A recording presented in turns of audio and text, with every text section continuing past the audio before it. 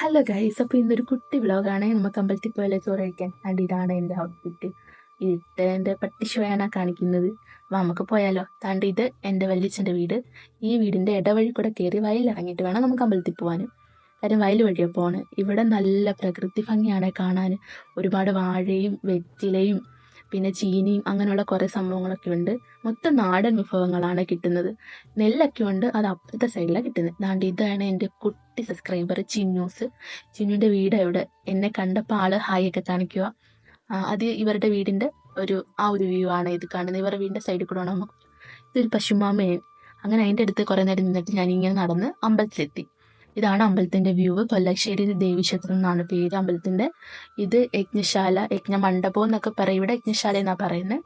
അങ്ങനെ നമ്മൾ കണ്ട് ലാസ്റ്റ് ഫുഡ് കഴിക്കുന്ന സ്ഥലത്ത് എത്തിയിരിക്കുക. അവിടെ വെയിറ്റിംഗ് ആണ്, നല്ല ക്യൂ ഒക്കെ ഉണ്ട്. അങ്ങനെ നമുക്ക് ഫുഡൊക്കെ കിട്ടി. ഫുഡിന് സാമ്പാർ, തോരന്, അവിയൽ അങ്ങനെ കുറച്ച് കറികളുണ്ടായിരുന്നു. ഈ ചേച്ചിമാരൊക്കെ എൻ്റെ കുറച്ച് സബ്സ്ക്രൈബേഴ്സ് അതിനകത്തുണ്ട്. അങ്ങനെ ലാസ്റ്റ് നമ്മൾ ഫുഡൊക്കെ കഴിച്ച് തിരിച്ച് നമ്മൾ വീട്ടിലേക്ക് പോവുക.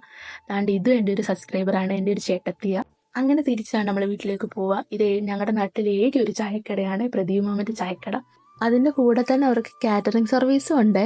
അപ്പോൾ ഇന്ന് ഇത്രയേ ഉള്ളൂ. Tata bye bye, see U.